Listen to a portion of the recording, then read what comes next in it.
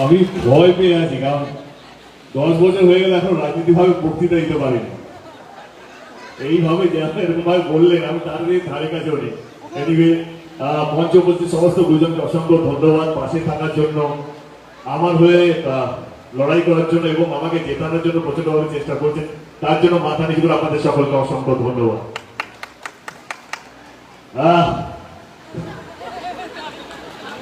বুঝতে পারছি না কি দিয়ে শুরু করবো, এত ভালো ভালো কথা বললো। কি বলি বলতো, আমি এটুকু বলবো যে এখনো আমি রাজনীতি শিখিনি, আমি যা আছি তাতেই ভালো আছি। আপনারা যা যা বলেছেন তাই তাই করেছি। এই খেলাটা আপনাদের, রাজনীতি আপনারা আমার চেয়ে অনেক বেশি ভালো বোঝেন, সেখানে আমার কিছু বলার নেই। খেলা আপনাদের, এই সিনেমাটা আপনাদের, আপনারাই হচ্ছেন আসল নায়ক।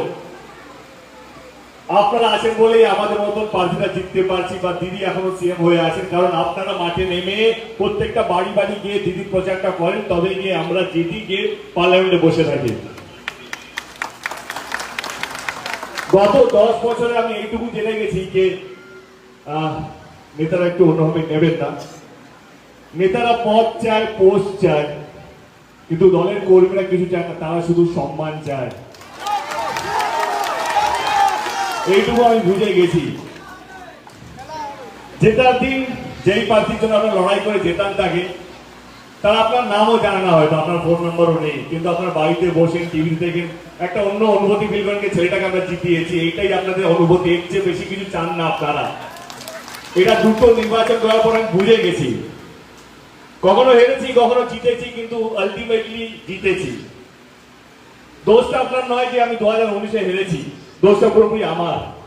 হয়তো আমি এমন কোনো কাজ করতে পারিনি, সেটা মনের মানুষের মন জয় করতে পারিনি, কিন্তু আপনাদের কোনো ভুল ছিল না। আপনারা অতটাই প্রাণ দিয়ে লড়েছেন আমার জন্য, কিন্তু সেটা আজকে অতীত। 2024 নতুন নির্বাচন, আবার একটা সুযোগ।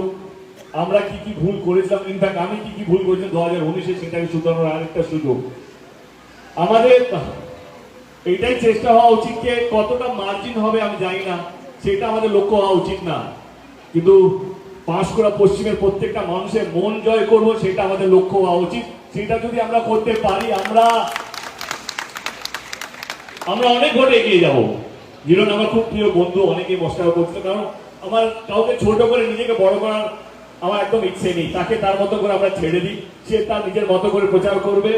আমরা শুধু আমাদের প্রকল্প, দিদির প্রকল্প, আমরা কি কি কাজ করেছি, এই যে 72 প্রকল্প যদি আমরা শুরু করি, একটা দিন শেষ হয়ে যাবে। আমাদের নেত্রী, আমাদের মুখ্যমন্ত্রী কি কি কাজ করেছেন বাংলার মানুষের জন্য। 100 দিনের কাজের টাকা আটকে রেখেছিল কেন্দ্র, দিদি দায়িত্ব নিয়ে সেই টাকাগুলো দিয়েছে। 500 থেকে 1000 লক্ষ্মী ভান্ডার হয়েছে, অনেক কাজ করেছে আমাদের দিদি। তো সেই জায়গা থেকে আমরা যদি বলি আমাদের কথা, তো সেই জায়গা থেকে আমাদের অন্য কোনো দলের কাজই লাগবে না, অন্য কোনো দলের নাম নিতে হবে না। আমরা আমাদের কাজ দিয়ে ফাটিয়ে বেরিয়ে যাবো, ম্যাচ উইন করে বেরিয়ে যাবো। খেলা তখন হয়ে গেছে। এবার রইল আমার কথা। গত 3 বছর ধরে আমার নামে বিভিন্ন রকম আরোপ হচ্ছে, এই হচ্ছে। আমার বাবা মা খুব নিশ্চিন্ত আমাকে নিয়ে, কারণ তারা জানে আমি কি করেছি। রইল ভোটের ময়দানে আপনারা আমার সেনাপতি, আপনারা যখন ময়দানে যাবেন, হয়তো অন্যান্য দলের লোকেরা বলবে এই তো তোর প্রার্থী এটা করেছে ওইটা করেছে। আমি আপনাদের সামনে একটা কথা পরিষ্কার করে বলে যেতে চাইছি, গত 3 বছরে যে আরোপগুলো আমার উপরে আসছে, আমি দায়িত্ব নেবো যে আমি কারো 1 টাকা নিইনি। যদি প্রমাণ থাকে, যাদের কাছে থাকে ইডিসি এর কাছে দিয়ে আসুক। আপনাদের প্রার্থী, আপনাদের সাংসদ কারো 1 টাকা মেরে নিজের সংসার চালায়নি। আমি আমার পকেটকে দিয়ে টাকা দিয়ে মানুষের ভালো করার চেষ্টা করেছি। যখন করোনাতে সব সাংসদরা বাড়িতে ছিল, তখন আমি রাস্তায় ছিলাম। কারো বাড়িতে অক্সিজেন নেই, কারো বাড়িতে অ্যাম্বুলেন্স নেই, কিছু নেই, তখন আমি রাস্তায় ছিলাম। আমার বাড়িতেও আমার বাবা মা ছিল, তবুও সেইটা ভয়। কারণ মানুষ ভোট দেয় তাদের দলের নেতাদেরকে পাশে পাওয়ার জন্য, তাদের অসময়। আমাদের দল, আপনারা, আমাদের প্রত্যেকটা নেতা মাটিতে ছিল যখন এই দশকের সবচেয়ে বড় মহামারী যখন ছিল, আমাদের দলের প্রত্যেকটা কর্মী, প্রত্যেকটা নেতা রাস্তায় ছিল মানুষের ভালো করার জন্য। কেন্দ্র সরকার যখন লকডাউন দিয়েছিল, প্রত্যেকটা মানুষের জায়গা ছিল আটকে গেছিল, আমরা তাদেরকে আবার ঘর আপোষ করিয়েছি। আমি অন্তত করিয়েছি। আমরা কাশ্মীর থেকে লোক নিয়ে এসেছি, দুবাই থেকে নিয়ে এসেছি, ভিন রাজ্য, অন্য রাজ্যের লোকগুলোকে আমরা পাঠিয়েছি তাদের বাড়িতে। তো কাজের নিরীক্ষে আমি কথার কথা বলছি যে কাজের নিরীক্ষে আমাদের সামনে কেউ দাঁড়াতে পারবে না। আমাদের দল, আমাদের কর্মীরা, আমাদের নেতারা, এরা হচ্ছে আমাদের অহংকার। যখনই কোনো আপদ বিপদ হয়েছে আমাদের দল সবচেয়ে বেশি এগিয়ে ছিল মানুষের মনের মধ্যে।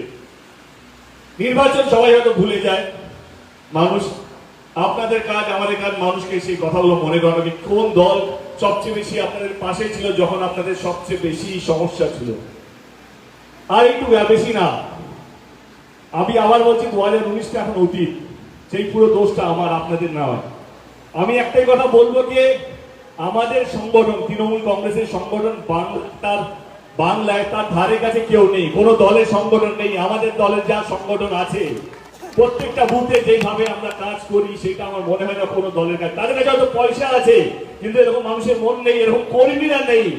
আর একটা কথা আমি বিশ্বাস করি, টাকা দিয়ে মানুষ কেনা যায় না, অন্তত তৃণমূল কংগ্রেসের কর্মীদেরকে কেনা যায় না। আমরা জিতলে সম্মান নিয়ে জিতবো, হারলেও সম্মান নিয়ে জিতবো। কারো 1 টাকা নিয়ে বাড়িতে নিয়ে বসে থাকবো আর বলবো না আমি ভোট করাবো না, তার সেই মানসিকতা আমাদের মনে হয় না আমাদের তৃণমূল কর্মীদের মধ্যে আছে। আমাদেরকে দল পাল্টাতে হয় না, এই দল দিচ্ছে না বলে ওই দলে চলে গেছে। আমাদের কর্মীরা হচ্ছে আমাদের অহংকার, আপনারা হচ্ছেন আমাদের অহংকার। কারেক্ট সৈনিক, সেনাপতি, কারেক্ট। রোজার সময় এতক্ষণ আপনারা আটকিয়ে আপনাদেরকে ধরে রাখাটা আমাদের, আমরা ক্ষমা প্রার্থী তার জন্য। কিন্তু নির্বাচন বুঝতেই পারছেন, আপনারা যে এতক্ষণ বসে আছেন তার জন্য অসংখ্য ধন্যবাদ। মাথা নিচু করে আপনাদের সকলকে ধন্যবাদ জানাই তার জন্য। রমজান মোবারক। একটাই কথা বলবো কি, জিতি হারি সেটা পরের কথা। আমরা আমাদের সমস্ত কিছু দিয়ে মাঠে নামি, বাড়ি বাড়ি যাই, আমার মনে হয় যেই ভোট নিয়ে আমরা এগোবো সেটাও একটা রেকর্ড হবে, অন্তত পশ্চিম পাঁশকুড়ায়। আপনাদেরকে পাশে চাইছি, আপনাদেরকে কাছে চাইছি। আমি আবার বলছি, আমি রাজনীতি অতটা বুঝি না। আমি যে 2014-তে প্রথমবার ছিলাম এখনো সেই রয়ে গেছি। আপনারা যেভাবে বলবেন আমি থাকবো। পাঁশকুড়া অনেক জায়গায় যেতে হবে, আপনারা যেখানে যেখানে যেতে বলবেন আমি যাব, এবং আপনাদের সহযোগিতা অত্যন্ত প্রয়োজন এবং দরকার। আপনারা সঙ্গে আছেন তো? অসংখ্য ধন্যবাদ। আর বেশি সময় নেব না, পাশে থাকুন, সঙ্গে থাকুন। দিদিকে ধন্যবাদ, অভিষেক বাবুকে ধন্যবাদ, আপনাদের সকলকে ধন্যবাদ এবং মঞ্চে উপস্থিত সমস্ত বড় নেতাদেরকে অসংখ্য ধন্যবাদ পাশে থাকার জন্য। Thank you so much.